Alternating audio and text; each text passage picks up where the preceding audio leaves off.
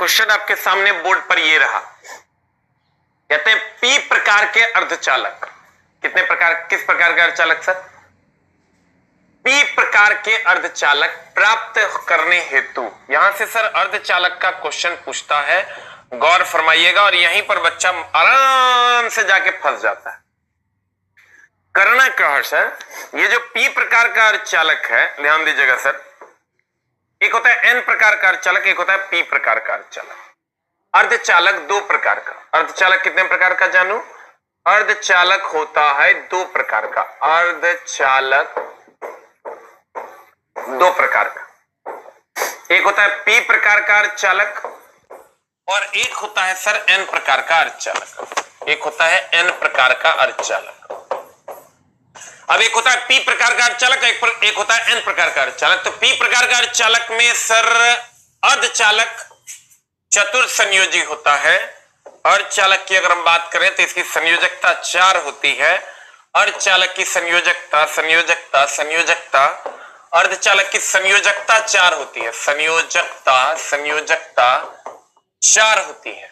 जितने भी अर्धचालक है, सिलिकॉन जर्मेनियम, ये भी क्वेश्चन पूछता है, सिलिकॉन और जर्मेनियम के अर्धचालक की चालकता कितनी होती है? 4। सिलिकॉन जर्मेनियम अर्धचालक की चालकता 4, सिलिकॉन जर्मेनियम या अर्धचालक की चालकता संयोजकता 4, संयोजकता 4, संयोजकता 4, संयोजकता 4।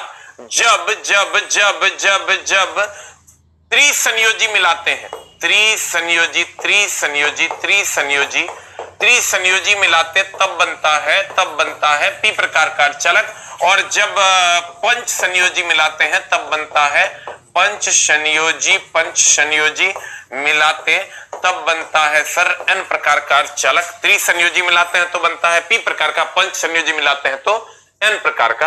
अब यहां इसमें होल्स के कारण धारा का प्रवाह होता है, इसमें होल्स के कारण धारा, इसमें होल्स के कारण धारा, और इसमें जाओगे तो इसमें इलेक्ट्रॉन के कारण धारा, इसमें इलेक्ट्रॉन के इस सब क्वेश्चन जितना हम लिख रहे हैं चला बोर्ड पर रिपीटेडली पूछा जाता है, इलेक्ट्रॉन के कारण धारा। और अगर इसमें आओगे तो एक और पॉइंट्स में हम चलते हैं, इसके एग्जांपल्स त्रिसंयोजी के कौन कौन है ये पूछता है। अब त्रिसंयोजी के एग्जांपल अगर पूछा जाता है, बोरॉन, बाल, गंगा, इंडियन, तिलक। और इधर आओगे इसके एग्जांपल पंच संयोजी के जो एग्जांपल हैं, पंच संयोजी के जो एग्जांपल हैं, पंच संयोजी के जो एग्जांपल हैं उसमें आ जाते हैं सर, पंच संयोजी के एग्जांपल में आ जाते हैं नाइट्रोजन, फॉस्फोरस, आर्सेनिक, एंटीमनी। जल्दी से लिख लो, जल्दी से लिख लो। क्वेश्चन से जितने हमने लिखे हैं इस पूरे टॉपिक के सबसे इंपॉर्टेंट क्वेश्चंस में से आते हैं, सेमीकंडक्टर में यहीं से क्वेश्चंस रहते हैं। अर्धचालक की संयोजकता 4 है, पी प्रकार का अर्धचालक, एन प्रकार का अर्धचालक। पी प्रकार में त्रिसंयोजी, जब 4 संयोजकता वाले में 3 संयोजी मिलाते हैं तो पी प्रकार का बनता है, और जब पंच संयोजी मिलाते हैं तो एन प्रकार का बनता है। अब यहां आओगे, इसमें होल्स के कारण धारा का प्रवाह होता है, इसमें इलेक्ट्रॉन के कारण धारा का प्रवाह होता है। इसमें त्रिसंयोजी boron, aluminium, gallium, indium, thallium है। और पंच संयोजी में आओगे nitrogen, phosphorus, nitrogen, phosphorus, arsenic, antimony है। नाइट्रोजन, फॉस्फोरस, आर्सेनिक, एंटीमनी है। जल्दी से इसको लिख लो, नाइट्रोजन, फॉस्फोरस, आर्सेनिक, एंटीमनी है। थोड़ी सी हैंडराइटिंग मेरी खराब होती है, इसलिए सर एकदम आराम से लिख लेना है। दिल के रास्तों में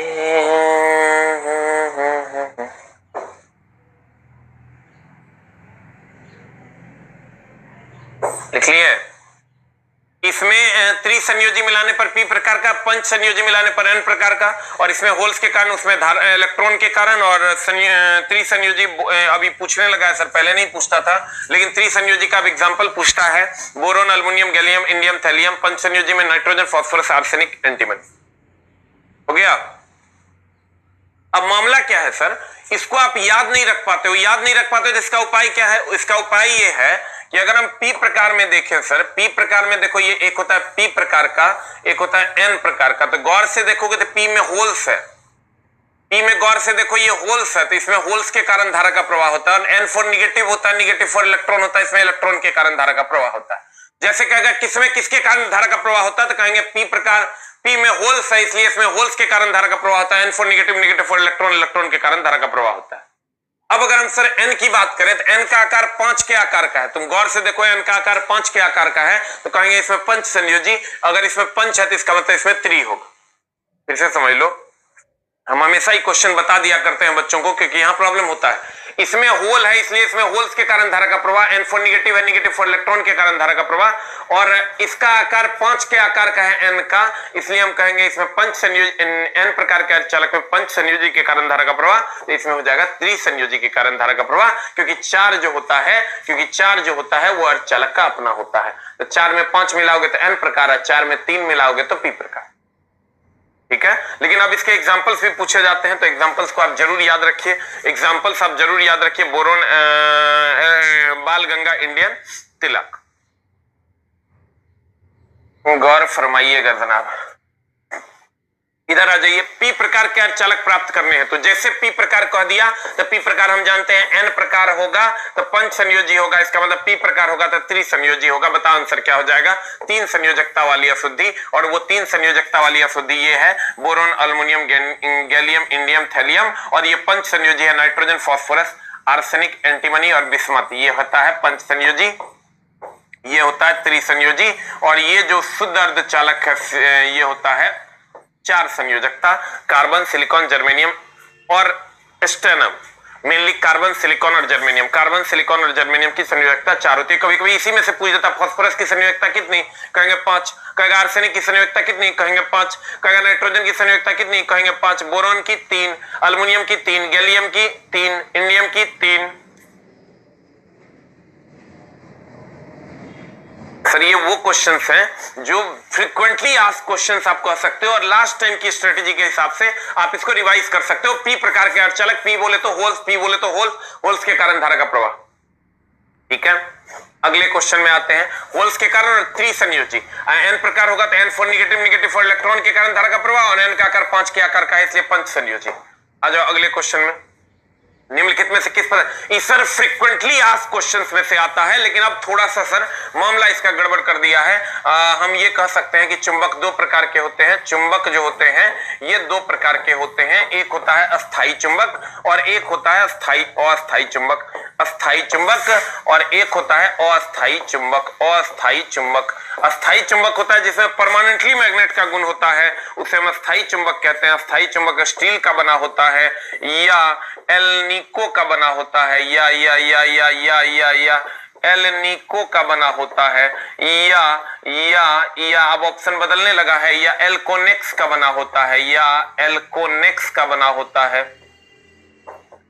या एल्कोनेक्स का बना होता है। कहते हैं स्टील का बना होता है, एल्निको का बना होता है, एल्कोनेक्स का बना होता है। अगर हम अस्थाई चुंबक की बात करें तो अस्थाई चुंबक का एग्जांपल होता है सर ये नरम लोहे का बना होता है, ये नरम लोहे का बना होता है, नरम लोहे का बना होता है। और विद्युत चुंबक भी अस्थाई चुंबक में आता है। जो विद्युत धारा देंगे तो चुंबकीय गुण होगा, अब विद्युत धारा नहीं देंगे चुंबकीय गुण नहीं होगा। जल्दी से लिख लो।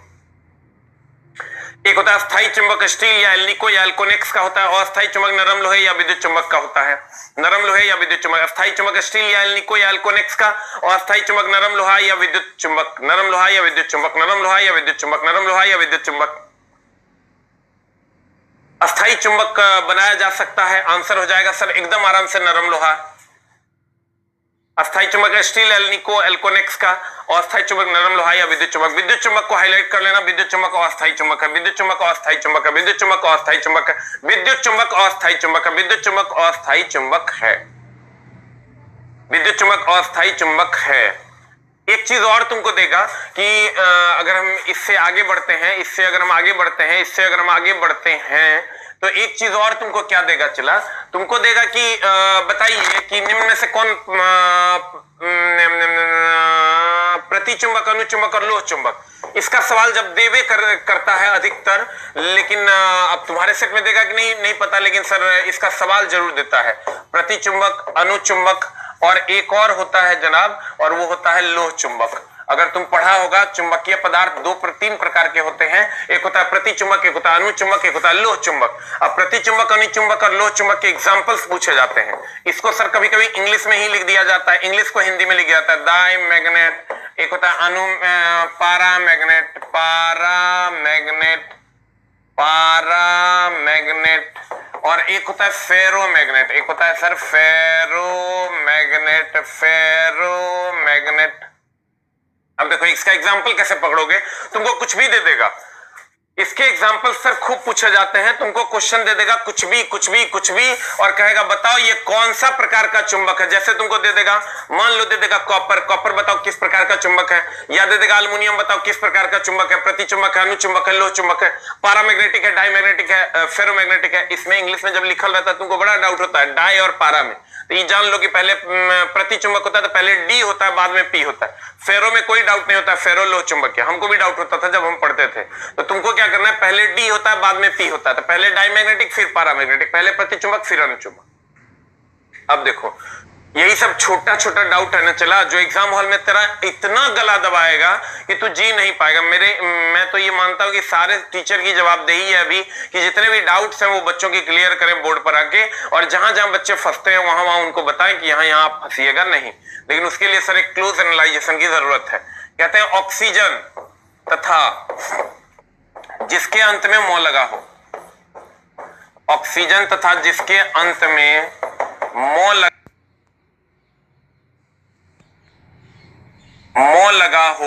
लगा हो वो अनुचुंबक है। अभी के बाद तुम इसके सारे सवाल बना पाओगे, कुछ भी पूछ देगा ना, कहेगा बताओ सोडियम क्या है, बताओ कॉपर क्या है, बताओ सोना क्या है, बताओ चांदी क्या है, कुछ भी पूछ देगा तुम आंसर बना पाओगे कि प्रतिचुंबक है कि अनुचुंबक है कि लोह चुंबक। एक क्वेश्चन यहां से पूछे जाने की संभावना है। ऑक्सीजन तथा जिसके अंत में मौ लगा हो अनुचुंबक।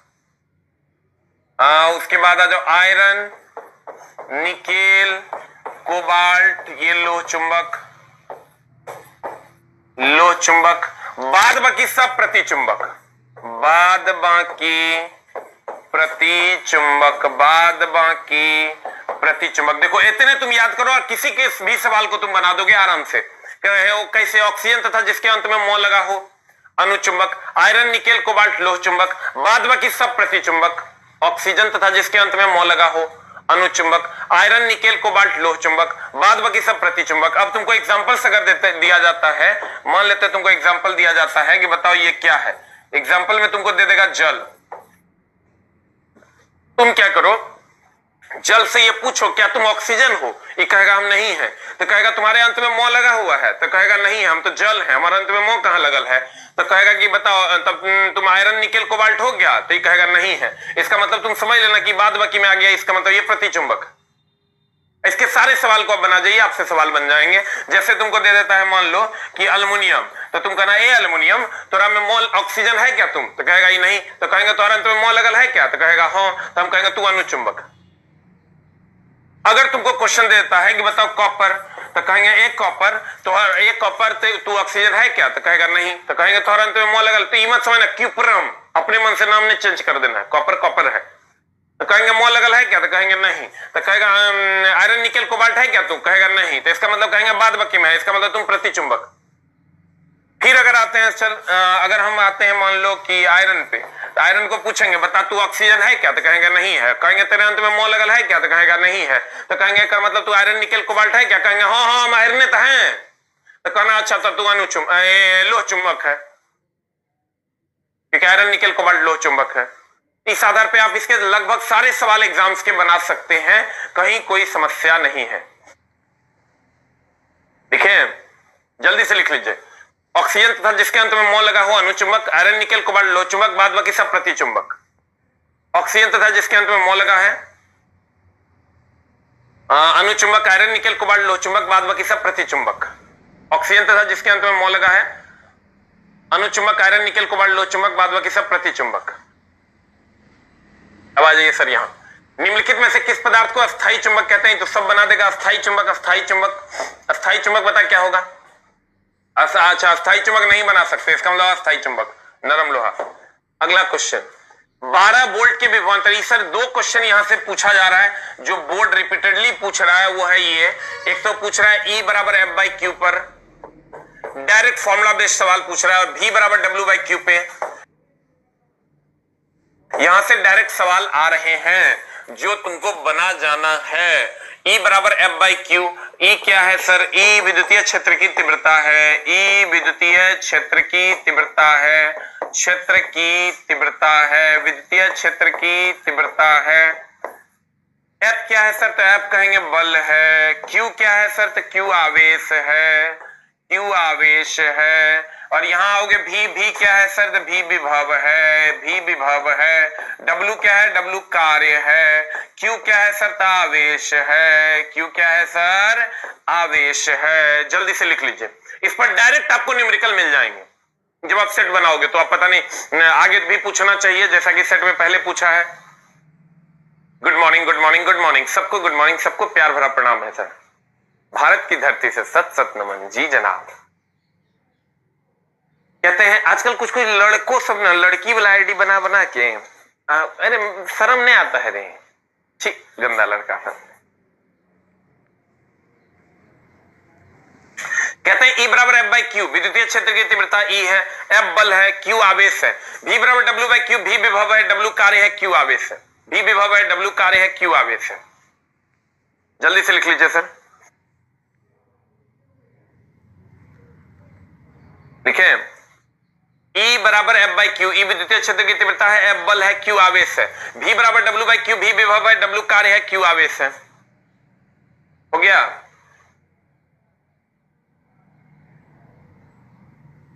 हो गया? अब देखो, इस पर सवाल तुमको डायरेक्ट पूछे जाते हैं। तुम कुछ मत करो, 12 वोल्ट का विभवांतर है, यानी V बराबर हो गया 12 वोल्ट।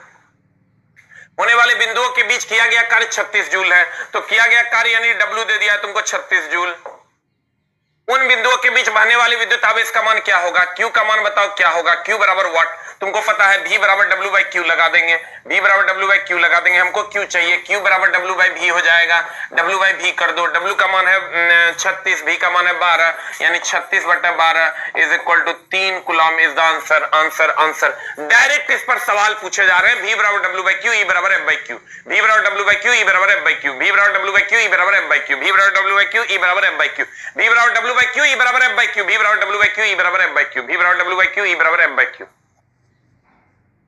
V बराबर W बाई क्यू, E बराबर F बाई क्यू। खट से लगाओगे फट से आंसर आ जाए। मैं सारे वो इंपॉर्टेंट न्यूमेरिकल्स भी तुमको इसी में करवा दे रहा हूं। चला, जो जो पूछे जा रहे हैं बहुत ज्यादा मात्रा में। V बराबर W बाई क्यू, E बराबर F बाई क्यू। आ जाए इधर। V बराबर E बराबर F बाई क्यू, V बराबर W बाई क्यू, E बराबर F बाई क्यू, V बराबर W बाई क्यू। इसको एकदम देख लेना है। अगला कहता वास्तविक प्रतिबिंब पाने के लिए चला, यहां से क्वेश्चन पूछा ही जा रहा है। एक अगर जब भी न्यूमेरिकल पूछा जा रहा है तो मिरर से क्वेश्चन पूछता है, मिरर से एक क्वेश्चन पूछता है तो इसको सर एकदम आराम से बना जाना है। तुमको पता है दर्पण सूत्र क्या है? तुमको पता है भाई मेरे दर्पण सूत्र क्या है? नहीं पता है तो मामला गड़बड़ है। 1 बाई भी प्लस 1 बाई यू बराबर 1 बाई एफ। को नहीं जानता है जग में कि दर्पण सूत्र 1 बाई भी प्लस 1 बाई यू बराबर 1 बाई एफ होता है। कहते हैं वास्तविक प्रतिबिंब पाने के लिए एक वस्तु 20 सेंटीमीटर की फोकस दूरी वाले अवतल दर्पण, जैसे 20 सेंटीमीटर की फोकस दूरी वाले अवतल दर्पण को दिया, F बराबर अवतल दर्पण है, तो अवतल दर्पण में सर इस साइड फोकस होता है तो माइनस हो जाएगा -20 सेंटीमीटर। अवतल दर्पण से 30 सेंटीमीटर की दूरी पर रखा है, U हमेशा निगेटिव होता है, -30 सेंटीमीटर की दूरी पर रखा है। दर्पण से प्रतिबिंब की दूरी क्या होगी? V बराबर वाट, प्रतिबिंब दूरी मांग रहा है। हमेशा यह ध्यान रखना चला, U का मान हमेशा निगेटिव होता है चाहे वो दर्पण हो कि लेंस हो। U का मान हमेशा निगेटिव होता है चाहे वो दर्पण हो या लेंस हो। जानू जानू जानू जानू, U का मान हमेशा निगेटिव होता है चाहे वो दर्पण हो कि लेंस हो। U का मान हमेशा निगेटिव होता है चाहे वो दर्पण हो या लेंस हो। U का मान हमेशा निगेटिव होता है चाहे वो दर्पण हो या लेंस हो। U का मान हमेशा निगेटिव होता है चाहे वो दर्पण हो या लेंस हो, ये प्रॉपर्ली ध्यान रखना। और अवतल दर्पण होगा तो U का मान इस साइड होगा, F का मान निगेटिव हो जाएगा। यही उत्तल दर्पण, ये अवतल में और उत्तल में अगर आते हो तो उत्तल में अगर तुम आते हो तो उत्तल में F इस साइड होता है, F पॉजिटिव हो जाता है।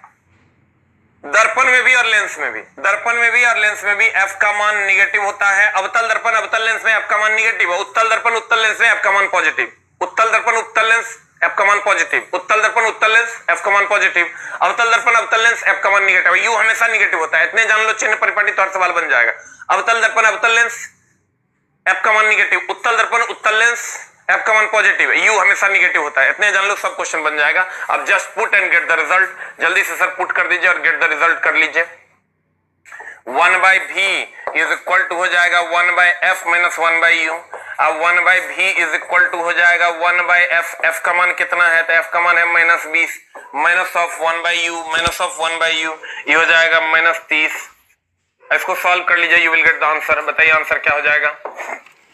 आंसर बताइए सर, क्या हो जाएगा? आंसर बताओ क्या आ रहा है रे? ये की भी किसी ये अनाधुन टिपटिपा दिया है, मतलब ये ए आएगा, भी बराबर आ जाएगा 60 सेंटीमीटर। आंसर। एक सवाल यहां से रहता है, तुमको कुछ नहीं करना है। अवतल दर्पण अवतल लेंस, एफ का मान निगेटिव, उत्तल दर्पण उत्तल लेंस, एफ का मान पॉजिटिव। यू हमेशा निगेटिव होता है, यू हमेशा निगेटिव होता है, यू हमेशा निगेटिव होता है, यू हमेशा निगेटिव होता है। तेरी मोहब्बत में नहीं होता लिख लो, कहे कि तोरे लास्ट टाइम में लिखल नहीं जाएगा, हम तोरे लिखिए देते हैं। रुक, चिन्ह परिपाटी के में इतने चीज याद रखना तो हर काम हो जाएगा। हो गया?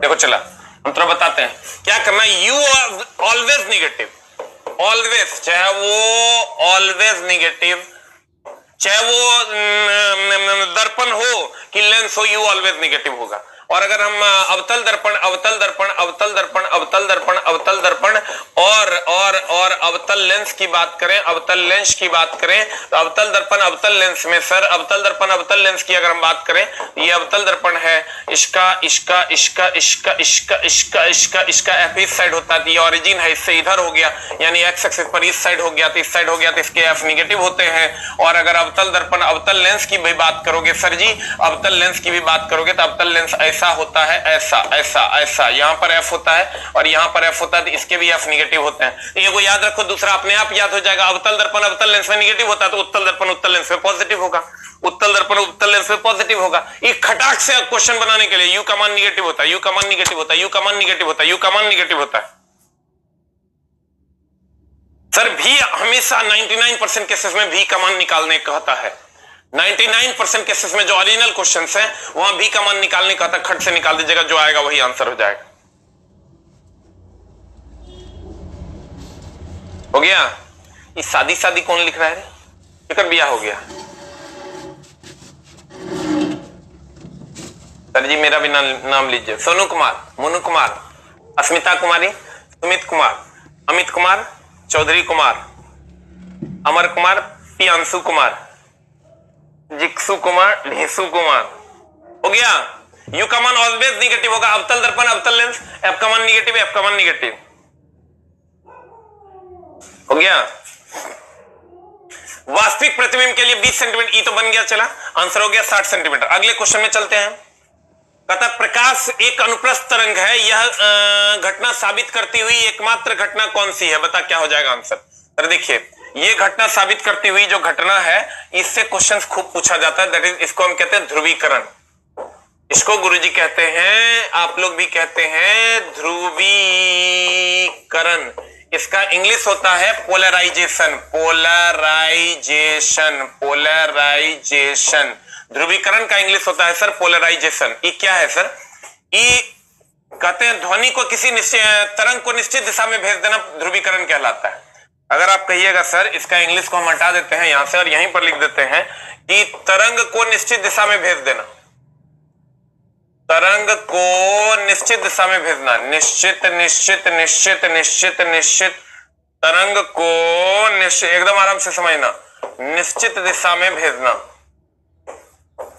निश्चित दिशा में भेजना, निश्चित दिशा में भेजना। यहां से क्वेश्चंस रहते हैं तो कहते हैं तरंग को निश्चित दिशा में भेजना ध्रुवीकरण कहलाता है। तरंग को निश्चित दिशा में भेज देना ध्रुवीकरण, तरंग को निश्चित दिशा में भेज देना ध्रुवीकरण कहलाता है। तो आप गौर से देखिएगा सर, अगर हम यहां आते हैं तो ध्वनि तरंग को निश्चित दिशा में नहीं भेज सकते, यानी ध्वनि तरंग अनुदैर्घ्य तरंग है लगभग हवा में, तो अनुदैर्घ्य तरंग के साथ ध्रुवण की घटना नहीं होती। क्यों नहीं होती? आप उसको निश्चित दिशा में स्पीकर लगा के आप कहोगे खाली अलाउद्दीन के घर तरफ जाना और जलालुद्दीन के तरफ नहीं जाना, ये संभव नहीं है। अलाउद्दीन के तरफ भी जाएगा, जलालुद्दीन के तरफ भी जाएगा। क्यों? क्योंकि इसको निश्चित दिशा में नहीं मोड़ा जा सकता। तो कहते हैं ध्व से ध्वनि, ध्व से ध्रुवन की घटना नहीं होती, ध्रुवन की घटना नहीं होती, ध्रुवन की घटना नहीं होती, नहीं होती। और सर इधर जब आते हैं तो ये प्रकाश तरंग है, प्रकाश तरंग या इसी को हम अनुप्रस्थ तरंग भी कह सकते हैं। प्रकाश तरंग या अनुप्रस्थ तरंग के साथ ध्रुवन की घटना होती है, ध्रुवन की घटना होती है, ध्रुवन की घटना होती है, ध्रुवन की घटना, ध्रुवन की घटना होती है, ध्रुवन की घटना होती है। जल्दी से लिख लो। कहते हैं ध्वनि तरंग अनुदैर्ध्य तरंग ध्रुवन की घटना नहीं होती, नहीं होता। प्रकाश तरंग अनुप्रस्थ तरंग, जिधर मारोगे टॉर्च उधर ही जाएगा, दूसरी तरफ नहीं जाएगा। अगर जिधर चाहेंगे मोड़ने के लिए तरंग को निश्चित दिशा में, जिधर चाहेंगे प्रकाश को मोड़ने के लिए उधर मोड़ा जा सकता है। आप टॉर्च लेके इसका एक्सपेरिमेंट कर सकते हो, जिधर चाहोगे उधर मुड़ जाएगा। तो कहते हैं प्रकाश अनुप्रस्थ तरंग ध्रुवन की घटना होती है, प्रकाश अनुप्रस्थ तरंग ध्रुवन की घटना होती है, ध्वनि अनुदैर्ध्य तरंग ध्रुवन की घटना नहीं होती। तो हमको ही बताइए हमारे और जानवर में क्या डिफरेंस है? हमारे पास बुद्धि है, उसके पास बुद्धि नहीं है। तो सर इसका मतलब बुद्धि के आधार पर ही सर हम दोनों में अंतर किया जा सकता है। तो सर सभी घटनाएं दोनों में कॉमन है, परावर्तन, अपवर्तन, व्यतिकरण, विवर्तन सब दोनों में कॉमन है, ध्वनि और प्रकाश दोनों में। लेकिन ये घटना ध्वनि में नहीं होती, प्रकाश में होती है। तो कहते हैं भैया बुद्धि के आधार पर ही दोनों में अंतर किया जाता है कि हम आदमी है और वो जानवर है। कहने का मतलब ये हुआ कि ध्रुवन की घटना के द्वारा दोनों में अंतर किया जाता है, ध्वनि और प्रकाश में, ध्वनि और प्रकाश में। तो कहते हैं भैया ध्रुवन की घटना के द्वारा ही प्रकाश को जज किया जा सकता है कि ये प्रकाश है और ये ध्वनि है, क्योंकि एक में होता है, नहीं होता है, और एक में होता है। जल्दी से लिख लीजिए।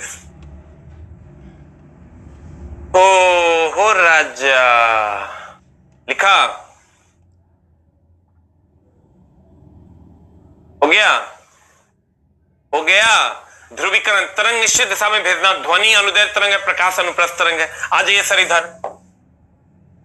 कहते हैं प्रकाश एक अनुप्रस्थ तरंग है, साबित करती हुई एकमात्र घटना। अनुप्रस्थ तरंग है, यह साबित करती हुई एकमात्र घटना है, वो है ध्रुवीकरण। हस्तक्षेप कोई घटना नहीं है, प्रकाश का फैलना कोई घटना नहीं है, विसरण कोई घटना नहीं है। द नेक्स्ट वन इज,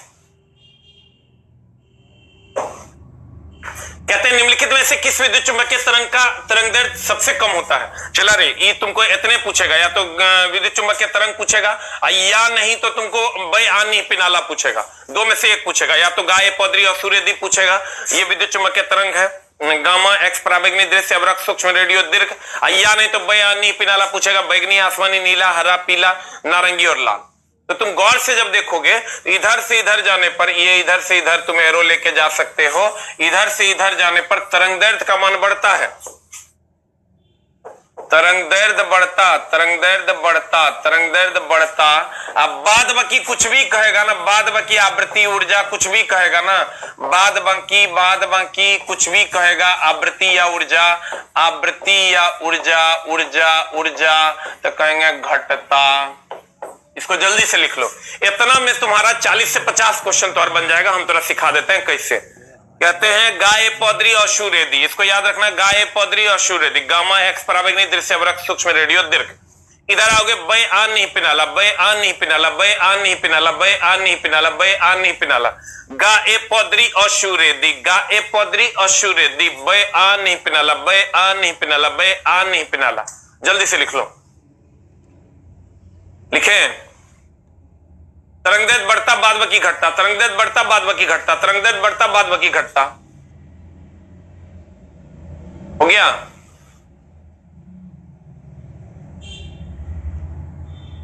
हो गया।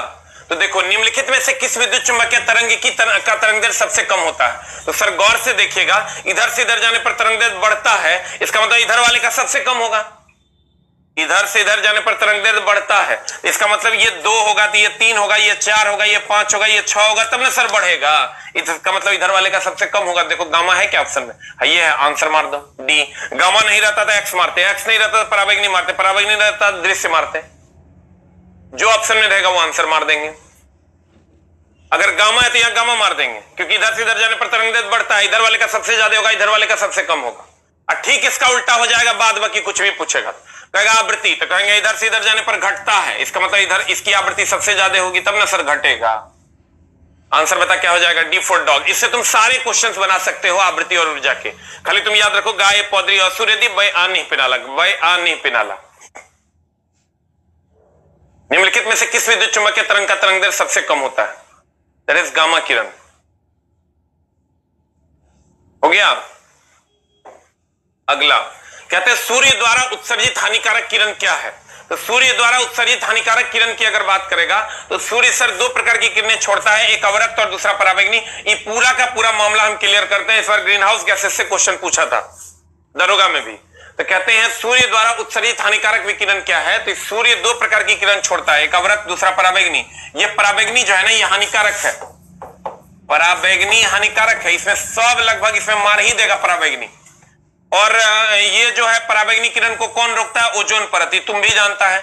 और ये जो अवरक्त किरण है ये पृथ्वी तक पहुंचती है, जिसके कारण पृथ्वी पर गर्मी पहुंच पाता है, तो ये हमारे लिए लाभदायक किरण है, लाभदायक किरण है, लाभदायक किरण है, लाभदायक किरण है। कौन, अवरक्त किरण हमारे लिए लाभदायक किरण है, अवरक्त किरण हमारे लिए लाभदायक किरण है। लेकिन सर ये ग्रीन हाउस गैसेस के बारे में पूछा जाता है कि ग्रीन हाउस गैसेस कौन कौन है, तो इसमें सर तुमको CO2 हो गया ग्रीन हाउस गैस, CH4 हो गया तुम्हारा ग्रीन हाउस गैस, NO2 हो गया ग्रीन हाउस गैस, ये मेनली वाटर वेपर जलवाष्प हो गया तुम्हारा ग्रीन हाउस गैस, जिसमें सबसे ज्यादा CO2 होता है, जिसमें सबसे ज्यादा CO2 होता है, जिसमें सबसे ज्यादा CO2 होता है, जो ग्रीन हाउस गैस।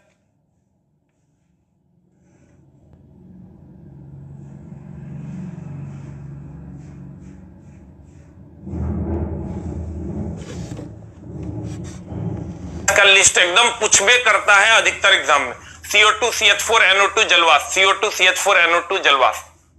तुमको कह देगा निम्न में से कौन सा ग्रीन हाउस गैस नहीं है। हो गया, आंसर बता क्या हो जाएगा। सूर्य द्वारा उत्सर्जित हानिकारक विकिरण है, हानिकारक विकिरण में पराबैंगनी किरण हो जाएगा। गामा किरण की अगर हम बात करें, इसका तरंग दैर्ध्य सबसे कम होता है, तरंग दैर्ध्य सबसे कम होता है, तरंग दैर्ध्य सबसे कम, लेमडा सबसे कम पूछता है, लेमडा सबसे कम, लेकिन भेदन क्षमता सबसे अधिक, सबसे कम। अब बाद में कुछ भी पूछेगा सबसे अधिक। अवरक्त किरण के द्वारा गर्मी पृथ्वी तक पहुंच पाती है, कुहासे में फोटोग्राफी के लिए इसका उपयोग करते हैं। जो पूछेगा वही मेरे मुंह से निकल रहा है, खाली तुम सुन लो, कोशिश करोगे तो बहुत सारा क्वेश्चन बन जाएगा। अल्फा एकमात्र रेडियो सक्रिय किरण है, अल्फा पॉजिटिव, अल्फा पर पॉजिटिव चार्ज होता है और इसका द्रव्यमान हाइड्रोजन हीलियम के द्रव्यमान के बराबर होता है। बीटा पर निगेटिव चार्ज होता है, उसका द्रव्यमान हाइड्रोजन के द्रव्यमान के लगभग बराबर होता है। दोनों क्वेश्चन पूछा है, PDF ऑलरेडी डाल दिया गया है। तो सर ये जो किरण है गामा, गामा के बारे में क्वेश्चन पूछेगा, सबसे कम तरंग दैर्ध्य होता है, सबसे अधिक सब कुछ होता है, बाद बाकी आवृत्ति, ऊर्जा, भेदन क्षमता सब कुछ सबसे अधिक होता है। उसके बाद एक्स की बात सब जानता है, रोंटगेन ने खोज किया था टूटी हड्डियों की जांच में, रवाओं की जांच में इसका उपयोग होता है। टंगस्टन की धातु से जब उच्च तीव्रता वाले विद्युत धारा को प्रवाहित किया जाता है तब एक्स किरण निकलता है। पराबैंगनी के बारे में अभी तुरंत तुम जाने हो, पराबैंगनी सबसे ज्यादा चमड़े का कैंसर फैलाता है, ओजोन परत द्वारा अवशोषित कर लिया जाता है या लौटा दिया जाता है, हानिकारक किरण है। उसके बाद दृश्य किरण है, उसको देखने के लिए यूज करते हैं। दृश्य के बाद आ जाओ अवरक्त, अवरक्त सबसे गर्म विद्युत चुम्बकीय तरंग के लिस्ट में आता है। अवरक्त सबसे लाभदायक किरण है, ये सबसे लाभदायक किरण है, सबसे लाभदायक किरण है हमारे लिए, क्योंकि सूर्य की गर्मी हम तक पहुंच पाती है, क्योंकि सूर्य की गर्मी हम तक पहुंच पाती है। ओजोन परत क्या करता है सर, ओजोन परत इसको रोक देता है पराबैंगनी किरणों को, इस सब जानता है। ओजोन परत का क्षय हो रहा है क्लोरोफ्लोरोकार्बन के कारण, ठीक है। अब आ जाइए सर इधर क्वेश्चन नंबर नेक्स्ट पे, डैश में विसरण अत्यधिक। आजकल इस क्वेश्चन का ट्रेंड बहुत बढ़ा हुआ है। ये जो क्वेश्चन है कहता है विसरण, विसरण का मतलब होता है सर घुल मिल जाना, विसरण का मतलब होता है घुल मिल जाना, घुल मिल जाना। हमने इसके सारे सवाल को, हम इसके सारे सवाल को लेकर आए हैं, गौर फरमाइएगा। हाँ, PDF टेलीग्राम पे मिलता है, टेलीग्राम का लिंक ऊपर में दिया हुआ है, अभी वाला भी और शाम वाला भी। कहते हैं डैश में विसरण अत्यधिक तीव्रता से होता है, इसको सब मार दिया होगा। इसमें आंसर बता क्या मारा है तुम, 8 का आंसर बता क्या मारा है, 8 का आंसर सब मारा होगा C, ठीक है। लेकिन कुछ कुछ जगहों पर प्लाज्मा भी दिया हुआ है, लेकिन प्लाज्मा सर एकदम अगर हम भी बताएंगे तो ये नहीं मानना, क्योंकि अब ये क्वेश्चन इसका जो मामला है इसका गड़बड़ हो गया है। बोर्ड ने जो है उस टाइम भी सुधार के दिया था, कभी प्लाज्मा दे देता है कभी गैस देता है, पता नहीं चलता इसका आंसर क्या हो। लेकिन सर गैस ही मारो, ज्यादा बेहतर है। बोर्ड इसको दोनों जगह 2 आंसर कर दिया, एक जगह प्लाज्मा कर दिया, एक जगह गैस कर दिया, लेकिन आंसर गैस ही मारो, क्योंकि 2-3 जगह पर जो कोई यही क्वेश्चन पूछा और गैस ही आंसर मारा है। क्योंकि हम लोग भी कंफ्यूज हो जाते हैं, चला जब बोर्ड का ही आंसर रहता है प्लाज्मा, मामला एकदम गड़बड़ कर देता है। कहते हैं डैश में विसरण अत्यधिक तीव्रता से होता है, यहां गैस मार देना। तो कहते हैं चला गतिज ऊर्जा सबसे अधिक गैस में होती है, उससे कम द्रव में, उससे कम ठोस में। ठोस की तो गति ऊर्जा एकदम 0 होती है। घनत्व तो सबसे अधिक ठोस, उससे ठोस का घनत्व तो सबसे ज्यादा, उससे कम द्रव, उससे कम गैस। अंतरान्विक आकर्षण बल बताओ, आकर्षण बल सबसे ज्यादा ठोस में होगा तब ना उसके अणु सटे सटे होते हैं, उससे कम द्रव, उससे कम गैस। अंतराण्विक स्थान, स्थान तो सर जिसके अणु हटे हटे होंगे उसके स्थान ज्यादा होंगे, तो गैस के अणु हटे हटे होते हैं उसके स्थान ज्यादा होंगे। द्रव के उससे कम होंगे, ठोस के सबसे कम होंगे। प्रत्यास्थता, प्रत्यास्थता ठोस की सबसे ज्यादा, द्रव की प्रत्यास्थता मतलब लचीलापन, जो खींचेंगे पुनः अपनी अवस्था में आ जाएगा उसको हम प्रत्यास्थ कहते हैं। ठोस की सबसे ज्यादा, द्रव की उससे कम, गैस की सबसे कम। स्वसंजक बल मतलब अपने अणुओं के बीच लगने वाला बल, सबसे ज्यादा ठोस में, उससे कम द्रव में, उससे कम गैस में। विसरण, विसरण मतलब सर घुलने मिलने का गुण, सबसे ज्यादा गैस में, उससे कम द्रव में, उससे कम ठोस में। जल्दी से लिख लो। कुछ लोग इसमें सी मारे होंगे, कुछ लोग इसमें डी मारे होंगे, मामला गड़बड़ है। बोर्डे एक अलग अलग बार अलग अलग आंसर मारता है बोर्ड। अब देखो, तो ई इतना तुम अगर याद कर लेते हो तो इसके खानदान में इससे ज्यादा क्वेश्चंस नहीं है। और तुम इसको याद कैसे करोगे? तुम इसको सोचना, कैसे सोचना, याद करने का चीज नहीं है, ये रट्टा मारोगे तो कभी नहीं होगा। तुम क्या करना इसके बारे में ये सोचना, अच्छा गति जुड़ जाते, गति सबसे ज्यादा किसमें होता है? गैस में, तो गैस द्रव ठोस हो जाएगा, सबसे ज्यादा गैस में, उससे कम द्रव में, उससे कम ठोस में।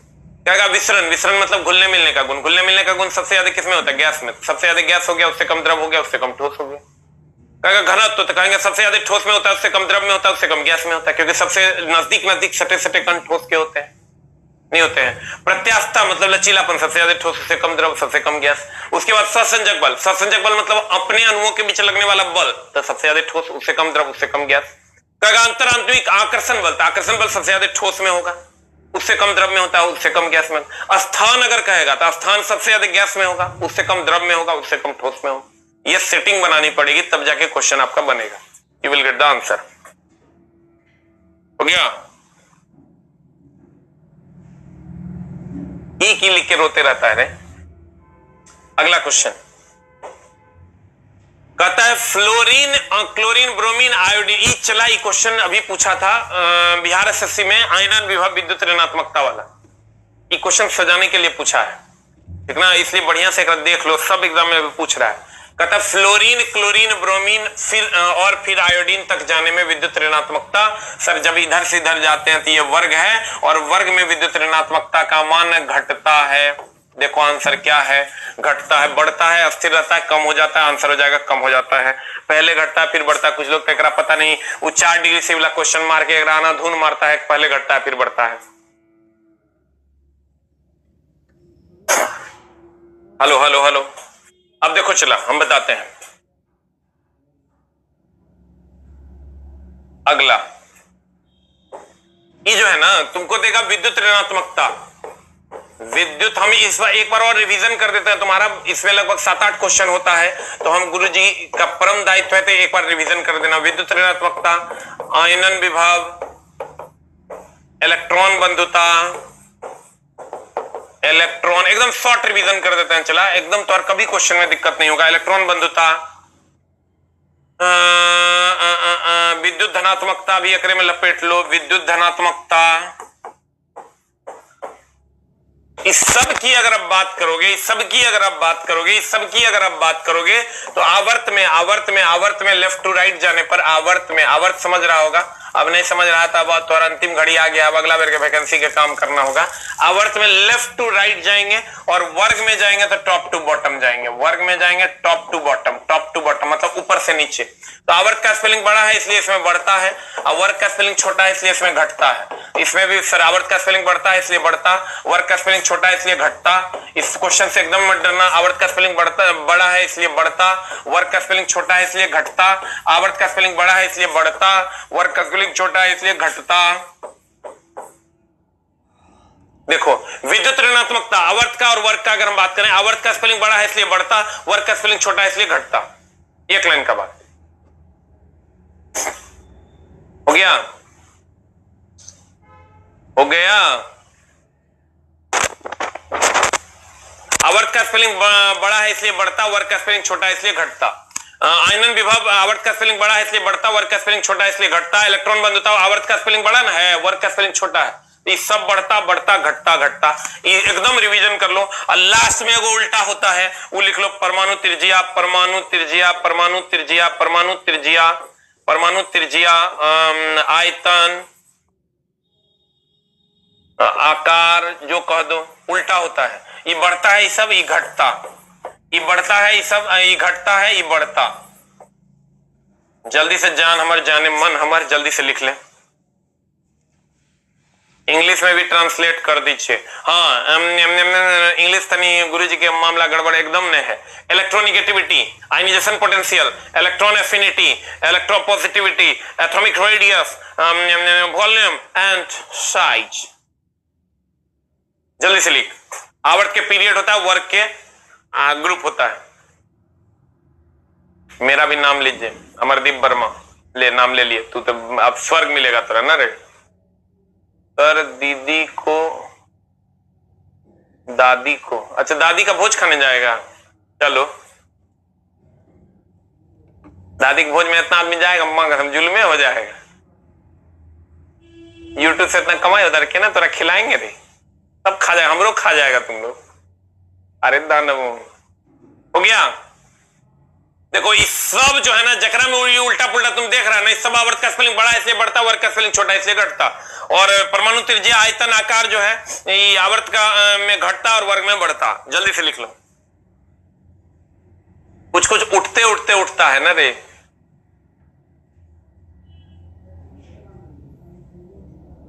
हो गया। पता चला है, ये बड़ा अजीब लगा। हम एक लड़का था, हमको लगता है दिल्ली का, उसको पता नहीं चला कि एसके झा कौन है।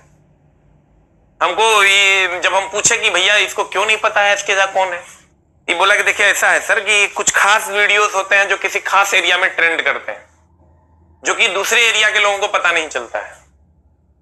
कुछ खास वीडियोस होते हैं जो कुछ खास एरिया में ट्रेंड करते हैं, दूसरे एरिया के लोगों को पता नहीं चल पाता है। कुछ लोगों को, तो लगभग लोगों को पता चलता है, लेकिन कुछ लोगों को नहीं पता चल पाता है। तब नहीं पता चल पाता है तो उसके लिए क्या किया जाए कि सारे बच्चों तक ज्ञान की ये बातें पहुंचे और सारे बच्चे क्लास कर पाए और ये कर पाए वो कर पाए। तो उसके लिए कहा गया हमको कि सर आप बोलते नहीं है कि शेयर करो। जब आप बोलने लगे, हमको फोन आया दिल्ली से कि आप सर जब बोलने लगिएगा ना कि शेयर करो, तो बच्चे जब शेयर करेंगे तब जाके उन सभी बच्चों तक ये बात पहुंचेगी। अपने अपने ग्रुप में अपने अपने यार दोस्तों को जब वो शेयर करेंगे लिंक, तब पता चलेगा कि ये टीचर है, ये पढ़ाते हैं, ये अच्छा पढ़ाते हैं, ये खराब पढ़ाते हैं वगैरह वगैरह। हम बोले ये मेरे सिलेबस में नहीं है। अब बच्चा का क्या है कि वो आराम से पढ़ लेगा, चल जाएगा, वो कभी भी गुरुजी के बारे में नहीं सोचेगा और सोचने की जरूरत भी नहीं है, क्योंकि जे बच्चा हमर है वो हमर है। अब अलाउद्दीन के धिया पुता लेके हम की करेंगे? जे अलाउद्दीन के है से अलाउद्दीन के है, दोसर के धिया पुता से घर बनते रे। जे हमर है से हमर है, अलाउद्दीन के धिया पुता हम अपना की करेंगे? अपन धिया पुता हमरा संभाल नहीं रहा है, अपन भाई हमरा संभाल नहीं रहा, दोसर के भाई बनाने जाएंगे? नहीं बनाएंगे। अपने चलवा स्थिर से रिजल्ट ले लेगा, काम खत्म। वो शेयर मत कर। अगर तुम चाहता है तो हम एकदम विश्वास दिला, सब मास्टर कहता है शेयर करो, लाइक करो। हम तो देखते हैं पागल हो जाता है मास्टर, यह शेयर कीजिए, लाइक कर दीजिए। बाप रे, एक आध को मास्टर तो ऐसा पगलाता है कहने सुनने से बाहर। कुछ मास्टर का तो बता नहीं सकते। वो आएगा स्टेज पे या आएगी मैडम, कहेगी बेटो बेटो बेटो। हमारा तो इतना गुस्सा आता है, माँ कसम वो बेटा है हम लोग। पूछो को मास्टर जब बेटा बेटा कहता है ना, थोड़ा सरिया के कमेंट्स लिखो। बेटा कहे भाई भाई बोल, भाई ना है हम लोग। बेटा बेटा बेटा, ये स्टेज पे आ जाएगा, आ जाएगी, क्योंकि बेटो आपको समझ में आया। अरे माँ कसम, ये कौन तरीका है? भाई बोल, भाई बोल ना। भाई बोलने में क्या दिक्कत है?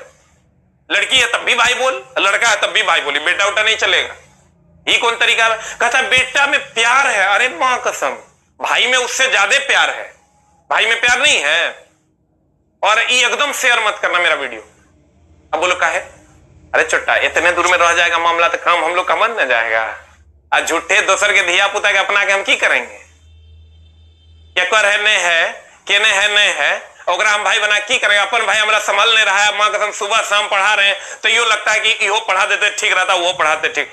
मेरे वीडियो को एकदम शेयर करने की जरूरत नहीं है, ठीक है? लाइक भी मत करो, सब्सक्राइब तो एकदम मत करो। बोलो का है? जैसे तुम सब्सक्राइब करेगा, YouTube पे ज्यादा सब्सक्रिप्शन होंगे तो YouTube हमको प्रमोट करना शुरू कर देगा दूसरे एरिया में। उससे क्या होगा? तुम्हारा नुकसान है। मेरे वीडियो को लाइक कर सकता है, लाइक वाइक कर सकता है, कमेंट्स कर सकता है, लेकिन सब्सक्राइब भी कर सकता है, लेकिन शेयर मत करो। शेयर करने में मामला झोल में फंस जाएगा। जो नहीं जानता वो जानने लगेगा। ये काम एकदम नहीं करना है। हम चाहते हैं कि जो हमारे बच्चे हैं वही हमारे हैं। गुरुजी उतने में खुश हैं। तुमको लग रहा होगा यूट्यूब के इतिहास में पहली बार कोई टीचर 23,000 प्लस लाइव में ये आकर कहता है कि मेरे वीडियो को शेयर ना करो, एकदम ना करो। पहली बार हुआ होगा ये यूट्यूब के इतिहास में कि कोई यूट्यूबर आके ये बात बोले। लेकिन पता नहीं, हमको ऐसा लगता है कि इन्हें के जो धिया पुता है ये हमारा चिंता है, ये हमारा चिंता है तो एक बता दिए एक नौकरी हो जाएगा, एक नौकरी हो जाएगा तो हमारा दोसर से की लेना देना है। दोसर मर जाए, जे मन होता है से कर जाए। गुरुजी के अपन चला, उसी के साथ गुरुजी आनंदित है ना। गुरुजी हिमालय पर्वत पे हैं, हिमालय के सभी वासी हमारे हैं। हमको उत्तराखंड के पिरनुमा पर्वत के काम में है, इसलिए मेरे वीडियो को एकदम शेयर नहीं करेगा, कोई शेयर नहीं करेगा, ठीक ना, एकदम नहीं करेगा। ये जो बच्चा आता है शेयर करे वो सब लाते लात मारेंगे। मांग हम अपना घर में सब बात रहेगा, कहीं कोई शेयर नहीं करना। यूट्यूब के इतिहास में पहली बार ऐसा हो रहा है। तो देखते हैं भर दिन मास्टर सब आके पगलाए रहता है, लाइक करो शेयर करो शेयर। अरे छोटा शेयर काहे करेंगे, एकदम शेयर नहीं करना है, तोरा कसम है। हम और एकदम शेयर नहीं करना हमारे वीडियो, ठीक ना। एकदम हमको ये चीज हमको लगता है शेयर कर दोगे मगर हम दिल्ली वाला होने हैं और केने वाला है, मुंबई तुम्बई वो सब जान जाएगा तो कहल जानेगा भाई। जे पढ़ा रहे हैं अपने भाई में रख लेंगे, ठीक ना। अपने घर का चीज अपने घर में रहे तो ठीक है। आओ हेने अब क्वेश्चन सजाओ। एकदम कोई शेयर नहीं करेगा हमारे वीडियो को। फ्लोरीन से क्लोरीन, ब्रोमीन और फिर आयोडीन तक जाने में विद्युत ऋणात्मकता क्या होती है?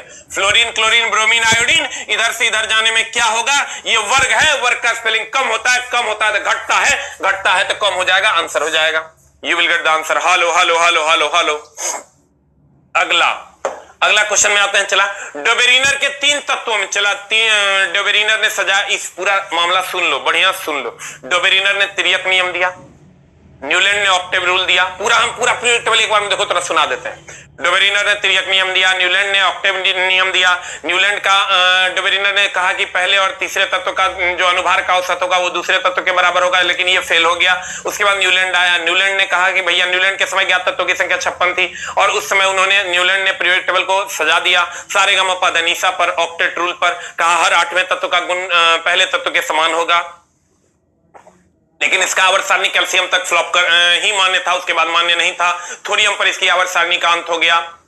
उसके बाद मेंडलीफ इसका एक और अवगुण है। अवगुण ये था फ्लोरीन, क्लोरीन, ब्रोमीन, आयोडीन के साथ ही निकेल और कोबाल्ट को रख दिया, आयरन से दूर रख दिया निकेल और कोबाल्ट को। उसके बाद मेंडलीफ चचा आए। मेंडलीफ चचा के समय ज्ञात तत्वों की संख्या 63 थी। मेंडलीफ चचा ने परमाणु भार के आधार पर सजाया। हाइड्रोजन ने भारी विरोध कर दिया और कहा कि हमको परमाणु भार मेरे अलग अलग है, समस्थानिक के हमको अलग अलग स्थान दो, नहीं दे पाया। इसी कारण चोट्टे को गड़बड़ी के साथ गड़बड़ी हो गया, वो नहीं सजा पाया। पहला आवर्त सारणी लेकिन वही दिया था। उसने बहुत सारे तत्वों के लिए खाली स्थान छोड़े थे, नए तत्वों के आने के लिए। समस्थानिकों की खोज पहली बार उन्होंने की थी और अक्रिय गैसों को सबसे बाईं ओर रख दिया था, फ्लोरीन, क्लोरीन, ब्रोमीन, आयोडीन, एस्टोटीन के। लेकिन उसके साथ लफड़ा था, वो निकेल को कोबाल्ट से पहले, कोबाल्ट को निकेल के बाद रखना चाहिए था, उल्टा कर दिया था। निकेल और कोबाल्ट के क्रम में गड़बड़ी कर दिया था।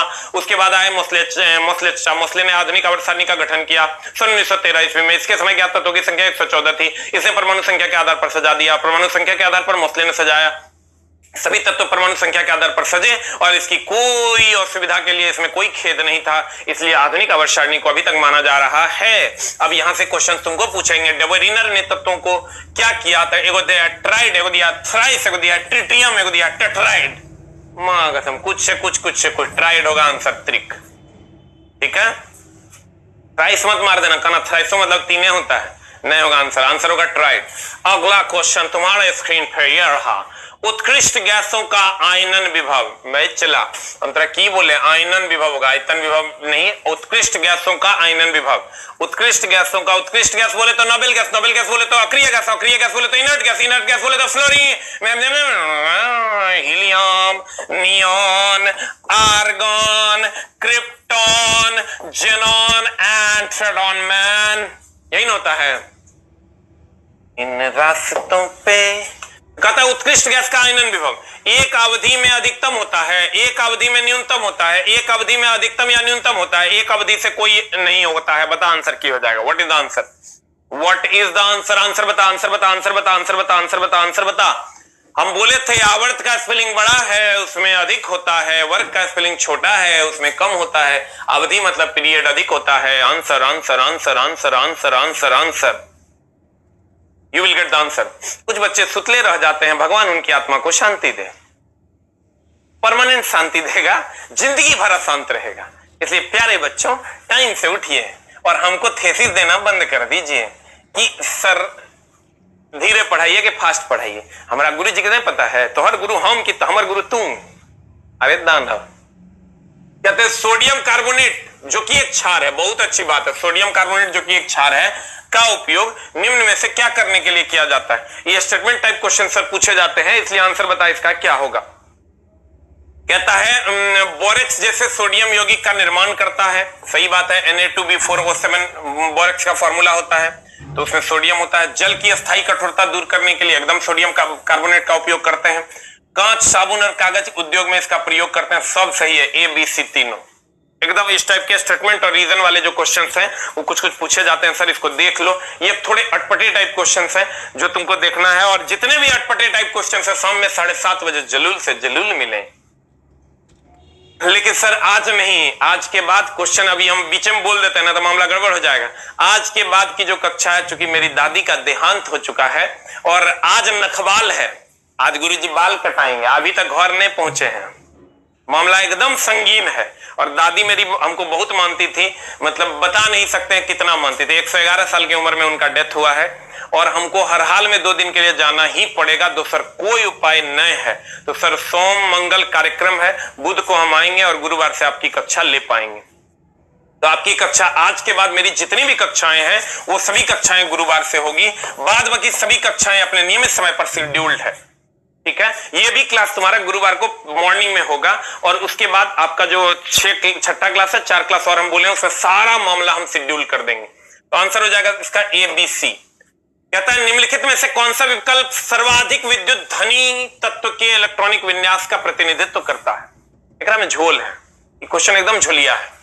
सर्वाधिक विद्युत धनी मतलब समझ लो इलेक्ट्रोपॉजिटिव की बात कर रहा है, तो वही होता है इधर से इधर जाने पर आवर्त में जो है वो बढ़ता, आवर्त में जो है वो बढ़ता, आवर्त में बढ़ता, इधर से इधर जाने पर घटता, वर्ग में घटता। तो कहता है निम्नलिखित में से कौन सा विकल्प सर्वाधिक विद्युत धनी तत्व के इलेक्ट्रॉनिक विन्यास का प्रतिनिधित्व करता? बता आंसर क्या हो जाएगा? What is the answer for 13 का आंसर बता क्या हो जाएगा? कहते हैं सर्वाधिक विद्युत धनी तत्व का इलेक्ट्रॉनिक विन्यास। सर सर्वाधिक विद्युत धनी तत्व की अगर बात करोगे तो इलेक्ट्रॉनिक विन्यास उसका क्या है? गौर से देखो, ये हीलियम 2s1 है, तो यानी हीलियम का होता है 2 और उसके बाद 2 1 3 हो गया। हीलियम का होता है 2 और 2 1 3 हो गया, तो 2 1 3 हो गया, 2 1 2 3 ये हो गया लिथियम, ये हो गया चला ए नंबर ऑप्शन तो है। उसके बाद है हीलियम 2s2, तो हीलियम होता है 2 और 2 4, तो ये हो गया तुम्हारा 4 4 4 हो गया बेरिलियम। उसके बाद आता है चला जेनॉन 2s2, जेनॉन 2s2, तो जेनॉन होता है तुम्हारा 54 और 54 और 2 हो गया 56 और 54 2 56, 54 2 56 हो गया बेरिलियम, ये हो गया तुम्हारा बी नंबर ऑप्शन और ई हो गया तुम्हारा सी नंबर ऑप्शन। और जेनॉन 6s1, जेनॉन होता है 54 और 54 एक हो गया 55, तो ई हो गया चला डी फॉर डॉग। अब तोरा बता आंसर की होगा, what is the answer? D तो मार रहा है लेकिन बुझा रहा है काय होगा डी। कहता है निम्नलिखित में से कौन सा विकल्प सर्वाधिक विद्युत धनी तत्व के इलेक्ट्रॉनिक विन्यास का प्रतिनिधित्व करता है? हमको ये पता है कि सबसे ज्यादा जब इधर से इधर जाते हैं तो बढ़ता है। अगर ये मान लो 10 होगा तो ये 11 होगा, इधर से इधर जाने पर घटता है तो ये 9 8 7 6 हो जाएगा, और इधर से इधर जब 11 होगा तो ये इधर आएगा तो इधर भी घटेगा, लेकिन इससे ज्यादा बढ़ेगा यानी ये 7 हो जाएगा, क्योंकि इधर से इधर जाने पर बढ़ता भी ना है, इधर से इधर जाने पर घटेगा। मान लो 11 है तो ये घटते घटते उतना तो घटेगा नहीं कि 6 से ज्यादा हो, क्योंकि इधर से इधर जाने पर बढ़ता है। अब सबसे ज्यादा देखो किसका है, सबसे ज्यादा आंसर हो जाएगा बी फॉर बॉल। आंसर इसका गलत है, ठीक कर लेना, डी नहीं होगा, आंसर होगा B for ball, B for ball हो जाएगा। Very good very good very good very good. Answer देख लो क्या है, 13 का आंसर देख लो, आंसर ठीक कर लेना, 13 का आंसर होगा बी फॉर बॉल। देख लो, इधर से इधर जाने पर बढ़ता, 10 से 11, इधर से इधर जाने पर घटता, तो मान लो ये 6 है, लेकिन इधर से इधर जाने पर बढ़ता, तो फिर 6 है तो 7 हो जाएगा। सबसे ज्यादा किसका हो गया? 11 का। B for ball. अगला अगला अगला अगला सब उसी से ये क्वेश्चन आता है सर, इसीलिए हम 8 तुमको लिखा दिए हैं। अगला, निम्नलिखित में से कौन सा यौगिक डबल बॉन्ड, एकदम एकरा से तोरा एकर खानदान से 50 को क्वेश्चन पूछा है। तुम एक फॉर्मूला एकदम याद रखो। एल्केन का फॉर्मूला है CnH2n, CnH2n प्लस 2। एल्कीन का फॉर्मूला है CnH2n और एल्काइन का फॉर्मूला है CnH2n माइनस 2। एल्केन का फॉर्मूला CnH2n प्लस 2, एल्कीन का फॉर्मूला CnH2n, एल्काइन का फॉर्मूला CnH2n माइनस 2। लिखा। अब देखो, एल्केन का होता है ANE सिंगल बॉन्ड, एल्कीन का होता है ENE डबल बॉन्ड, एल्काइन का होता है YNE ट्रिपल बॉन्ड। अब बता क्या हो जाएगा? कहता है निम्नलिखित में से कौन सा यौगिक डबल बॉन्ड, डबल बॉन्ड हो जाएगा मतलब एल्कीन हो जाएगा। एल्कीन मतलब ENE से अंत होगा, ENE से अंत होगा। देखो कौन सा है? प्रोपाइन है, प्रोपीन है, प्रोपेनॉल है, प्रोपेन है, तो आंसर प्रोपीन हो जाएगा क्योंकि ENE से अंत होगा आंसर। इसके खानदान से चला कम से कम 50 को क्वेश्चन पूछा है। Alkane alkene alkyne, alkane alkene alkyne, alkane होता है सिंगल बॉन्ड, एल्कीन होता है डबल बॉन्ड, एल्काइन होता है ट्रिपल बॉन्ड। एल्केन का फॉर्मूला CnH2n प्लस 2, उससे 2 घटेगा तो ये आ जाएगा, उससे 2 घटेगा तो ये आ जाएगा। ये विल गेट द आंसर। अगला सवाल, सेम सवाल है। नीचे दिए गए IUPAC नामों में से कौन सा अलग है उसका चयन कीजिए। तो सर कौन सा अलग है, तुम ये खाली इसको ऐसे बनाना चला कि देखना कौन सा मामला फॉलो कर रहा है। तुम देखना OH के साथ तो नहीं हो सकता, ये तो एकदम सेम है। तुम ये देखो कि 2 दूनी 4 1 5 है, 4 दूनी 8 1 9 है, 3 दूनी 6 1 7 तो नहीं है, 1 1 1 1 दूनी 2 1 3 तो है। तुम देखो सेम ट्रेंड को कौन फॉलो नहीं कर रहा है वो आंसर हो जाएगा। देखो कैसे, फॉर्मूला तुमको नहीं भी याद है, OH सेम है। तुम देखो 4 दूनी 8 1 9, 2 दूनी 4 1 5, 1 1 1 1 दूनी 2 1 3, 3 दूनी 6 1 7 होना चाहिए, फॉलो नहीं कर रहा आंसर। देखो अलग कर रहा है ना, ये फॉर्मूला हमको नहीं पता है। तुम क्या करो, 4 दूनी 8 1 9, 2 दूनी 4 1 5, 1 दूनी 2 1 3, 3 दूनी 6 1 7 नहीं फॉलो कर रहा आंसर। इस टाइप के सवाल एकदम पूछे जा रहे हैं, मामला एकदम टाइट है। अगला क्वेश्चन, निम्नलिखित को मिलान करें। इस टाइप का मिलान करने वाला जो मामला है ना, ये खूब पूछा जाता है। बता इसका आंसर क्या होगा, व्हाट इज द आंसर? पदार्थ का परमाणु सिद्धांत। सर ये तो जैसे ही देखेगा ना बच्चा, जैसे ही देखेगा, देखो एक का C है, एक का C है और यहाँ एक का B है, एक का A है, तो ये तुम जान लो कि यही दोनों में से कोई एक आंसर होगा। ये दोनों आंसर नहीं होगा, ये आंसर नहीं होगा, ये भी आंसर नहीं होगा। अब एक का C है, ये फिक्स है, इसका मतलब एक का C ये फिक्स है। अब जब यहां आते हो चला, तो इसमें भी देखो तुम 2 का A है, 2 का A है, तो 2 का A भी फिक्स है। पोटेशियम सल्फेट यौगिक है, ये भी फिक्स है। इसका मतलब पोटेशियम सल्फेट यौगिक है, ये भी, इसमें भी, इसमें भी। इसमें आओगे 3 का D और 3 का A है, तो देख लो ये डिसाइड कर पाते हो कि नहीं। 3 का सोडियम का फॉर्मूला Na है, तो मार दो ना आंसर, इतना का सोचना है। सोडियम का 3 का D आंसर। सर कोशिश करना जो तुम जानते हो उससे आंसर निकल पाता है कि नहीं। अगर उससे आंसर नहीं निकल पाता है तभी क्वेश्चन नहीं बनेगा। अगर तुम 4 में से 1 2 भी जानते हो तुम्हारा काम हो जाए। हो गया। अगला, कोई एक जानते हो सर, एनालाइज करके बनाओगे तभी सवाल बनेगा। डिंब के साथ शुक्राणु का निषेचन बताओ कहां होता है? फेलोपियन ट्यूब में। फेलोपियन ट्यूब से खूब क्वेश्चन पूछ रहा है। शुक्राणु का जो निषेचन होता है फेलोपियन ट्यूब में होता है। वेरी वेरी इंपॉर्टेंट, ये जो ट्यूब है इसी में शुक्राणुओं का निषेचन होता है। खूब पूछता है ये फेलोपियन ट्यूब, घिना घिना के पूछा है, इसलिए सर इसको एकदम ध्यान में रखेगा और कोशिश करेगा कि रिप्रोडक्टिव सिस्टम को जरूर पढ़ के जाए। सिंगेमी क्या कहलाता है? सर एक शुक्राणु और एक अंडाणु का संयुग्मन, ये 5 से 6 बारी क्वेश्चन पूछा है।